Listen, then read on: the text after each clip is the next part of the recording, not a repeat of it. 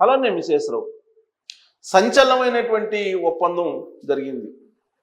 Mother of all deals అని చెప్పి దానికి పేరు పెట్టారు నరేంద్ర మోడీ గారు. అలాగే యూరోపియన్ యూనియన్కి సంబంధించినటువంటి కౌన్సిల్ అధ్యక్షులు, అలాగే యూరోపియన్ యూనియన్ కమిషన్ అధ్యక్షురాలు ఉర్సా అంపేరు, యూరోపియన్ యూనియన్ కౌన్సిల్ అధ్యక్షురాలు, యూరోపియన్ యూనియన్ కౌన్సిల్ అధ్యక్షుడు ఆంటోనియా. ఈ ఆంటోనియా ఎవరో కారు, మన ఇండియనే. ఓవర్సీస్ సిటిజన్ ఆఫ్ ఇండియా అనేటువంటి పౌరసత్వాన్ని ఆయన కలిగి ఉన్నారు. ఈ విషయాన్ని ఆయన ఒప్పందం సందర్భంగా సగర్వంగా ప్రకటించుకున్నారు. ఇండియా మూలాలు ఉన్నటువంటి వ్యక్తిని నేను అని చెప్పి. వాళ్ళ ఫాదరు గోవాకు సంబంధించినటువంటి వ్యక్తి. సో ఇండియా మూలాలు ఉన్నటువంటి ఆంటోనియా ఇప్పుడు యూరోపియన్ యూనియన్ కౌన్సిల్ అధ్యక్షుడిగా ఉన్నారు. 2024 డిసెంబర్ 1వ తారీఖున ఆయన బాధ్యతలు చేపట్టాడు. అలాగే European union commission chairperson Ursula ఈవిడ. సో వీళ్ళిద్దరితోటి నరేంద్ర మోడీ గారు కీలకమైనటువంటి ఒప్పందం కుదుర్చుకున్నారు.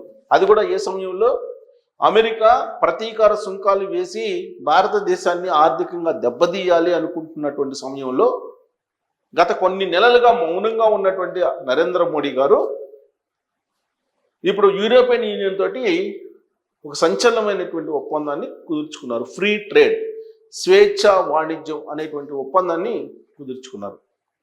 మరి దానివల్ల మనకు వచ్చేటువంటి బెనిఫిట్ ఏంటి, దేశానికి వచ్చేటువంటి బెనిఫిట్ ఏంటి, తెలంగాణకు వచ్చే బెనిఫిట్ ఏంటి, ఆంధ్రప్రదేశ్కి వచ్చే బెనిఫిట్ ఏంటి అని చెప్పి సహజంగా భావిస్తూ ఉంటారు, అనుకుంటూ ఉంటారు. అయితే ఈ స్వేచ్ఛా వాణిజ్యం ఒప్పందం కుదిరిన కారణంగా ఇప్పటి వరకు సంక్షోభంలోకి వెళ్ళిపోయినటువంటి ఆక్వా పరిశ్రమ ఆంధ్రలో పుంజుకోబోతుంది. ఎందుకు? యాక్చువల్గా యూరోపియన్ కంట్రీస్తో పాటు అమెరికాకు కూడా మన ఆక్వాని, మన రొయ్యల్ని ఎగుమతి చేస్తూ ఉంటారు పెద్ద ఎత్తున. కానీ అమెరికా ఎప్పుడైతే ప్రతీకార సుంకాలని విధించిందో అప్పటి నుంచి ఆక్వా పరిశ్రమ కుప్పగూలిపోయింది ఆంధ్రప్రదేశ్లో.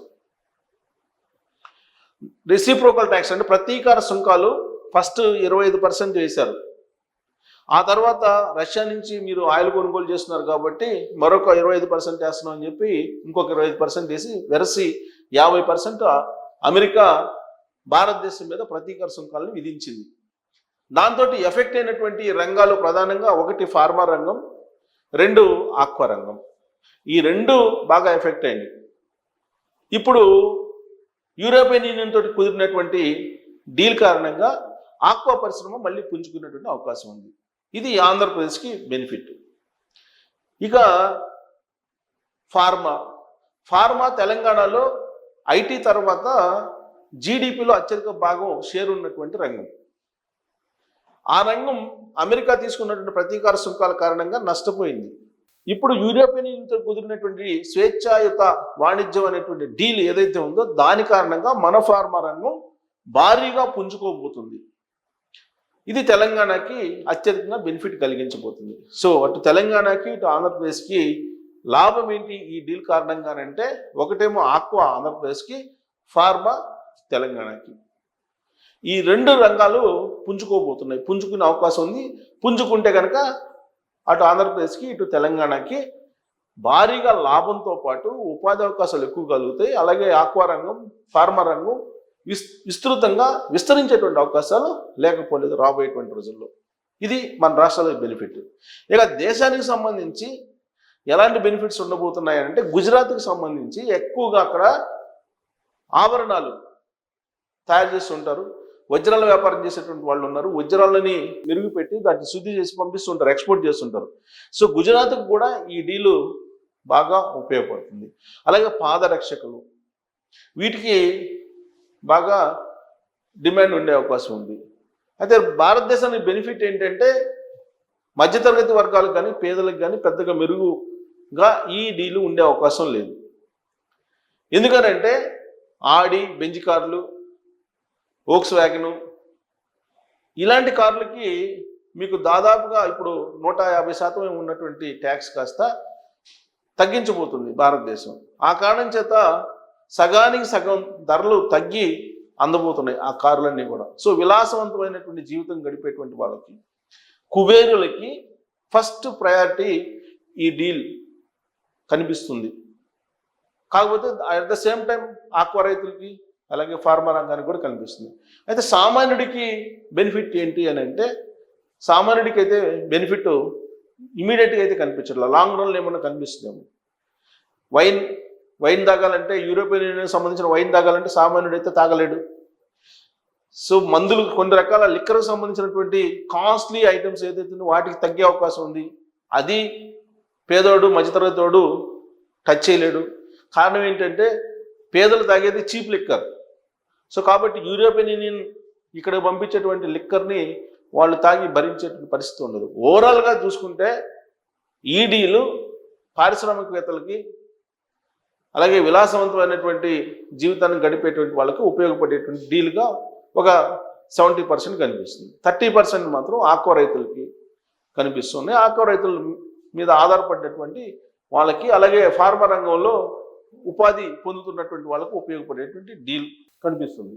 సరే, ఈ డీల్లో ఏంటి అసలు అనేది, ఇంపార్టెంట్ ఏంటి అనేది చూద్దాం. ఇక్కడ ఆటోమొబైల్ రంగం దెబ్బతినబోతుంది. ఇండియాకి సంబంధించిన ఆటోమొబైల్ ఇండియన్ కంపెనీస్ ఏమి ఉన్నాయి, మహీంద్ర, టాటా, ఈ రెండు ఇండియన్కి సంబంధించినటువంటి కంపెనీలు. ఈ రెండు కంపెనీల మీద యూరోపియన్ యూనియన్ నుంచి వచ్చేటువంటి కార్లు, వీటి ప్రభావం బాగా పడే అవకాశం ఉంది. సో ఇక్కడ చూడండి ప్రయోజనాలు ఏంటండి. వచ్చే 7 ఏళ్లలో, అంటే సుదీర్ఘకాలం పాటు వచ్చే 7 ఏళ్లలో దేశం నుంచి యూరోపియన్ యూనియన్ దేశాలకు ఎగుమతి అయ్యేవి 99.5% వస్తువులపైన దిగుమతి సుంకాల భారం భారీగా తగ్గబోతుంది. మన దేశం నుంచి ఎక్స్పోర్ట్ అయ్యేవి వాటికి బాగా తగ్గుతుంది సుంకాలు. 99.5% వస్తువుల మీద, అంటే మనం ఎక్కువ ఏమేమి ఎగుమతి చేస్తాం, మత్స్య అంటే ఆక్వా, వస్త్ర, రసాయనాలు, రబ్బరు, ప్రాథమిక లోహాలు, రత్నాభరణాలు, తోలు ఉత్పత్తులు ఎగుమతుల మీద ఈ దిగుమతి సుంకాలు అసలు ఉండవు. వీళ్ళకి మాత్రం బెనిఫిట్, వీటి మీద ఆధారపడినటువంటి వాళ్ళకి. ఎవరెవరికి?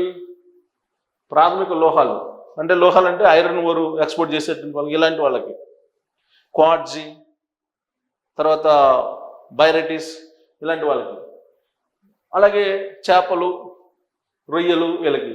అలాగే వస్త్రాలు అంటే గార్మెంటరీస్. తర్వాత టెక్స్టైల్ రంగం బాగా పుంజుకునే అవకాశం ఉంది. రసాయనాలు, రబ్బరు, ప్రాథమిక లోహాలు, రత్నాభరణాలు, సో తోలు ఉత్పత్తులు. సో ఇది ట్రంప్ సుంకాలతో కుదేలవుతున్నటువంటి మనకి ఇది ఒక శుభవార్త అని చెప్తున్నారు. సో ఫార్మా రంగం ప్రస్తుతం మన దేశ ఫార్మా ఎగుమతులపై యూరోపియన్ యూనియన్ 11% సుంకాలు విధిస్తుంది. ఇక నుంచి అది ఉండవు, ఆ 11% కూడా ఉండదు. ఏటా మనం యూరోపియన్ యూనియన్ దేశాలకు $295 కోట్ల విలువైన ఫార్మా ఉత్పత్తులను ఎగుమతి చేస్తున్నాం. ఈ మొత్తం ఎగుమతుల్లో ఇది 12%కి సమానం.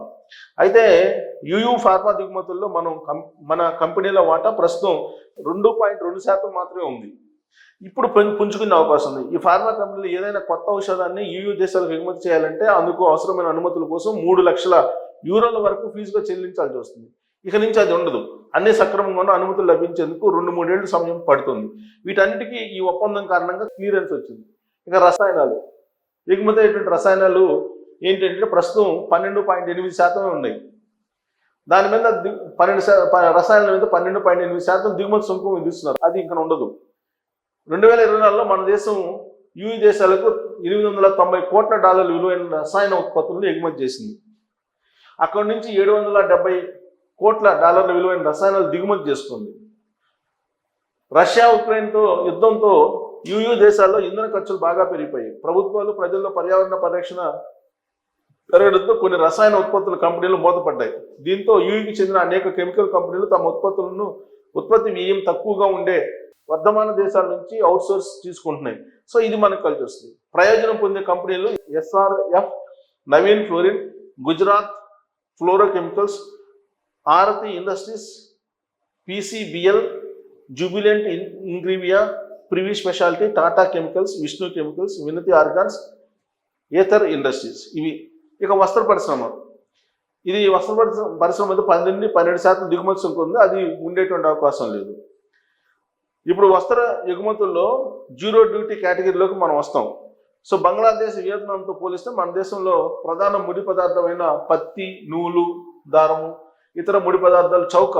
అందుకని మన ఎగుమతులు ఇక్కడ పెరగబోతున్నాయి. దీనివల్ల KPR Mills, Pearl Global, Welspun Living, Gokul Das exports, ఇవి స్పిన్నింగ్, వర్ధమాన్ టెక్స్టైల్స్, ఇవన్నీ ట్రైడెంట్, ఈ కంపెనీలు లాభపడతాయి. ఇంకా మత్స్య ఎగుమతులు, ఇది చూడండి, మత్స్య ఎగుమతులపైన ప్రస్తుతం 26% వరకు సుంకాలు విధిస్తుంది. సో అదంతా తగ్గే అవకాశం ఉంది. కాబట్టి మనకి లాభం. చేపలు కానీ, రొయ్యలు కానీ ఇండియా, మన భారతదేశం నుంచి, అందులో మన కోస్తా తీరం ఆంధ్రప్రదేశ్ నుంచి ఎక్కువ ఎగుమతి అవుతుంది. వాళ్ళకి బెనిఫిట్. ఆంధ్రప్రదేశ్, కేరళ, పశ్చిమ బెంగాల్ ఈ రొయ్యలకు మధ్య చేస్తుంది. ప్రయోజనం పొందే కంపెనీలు, సో రత్నాభరణాలు, ఇది గుజరాత్కు సంబంధించి వ్యవహారం.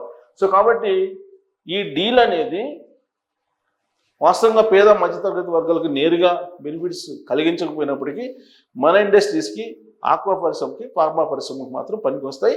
తెలంగాణ, ఆంధ్రప్రదేశ్లో ఫార్మా, తెలంగాణ, ఆంధ్రప్రదేశ్లో ఆక్వా ఉంది కాబట్టి వీటికి బెనిఫిట్ కలిగించడానికి ఈ డీలు ఉపయోగపడుతుంది.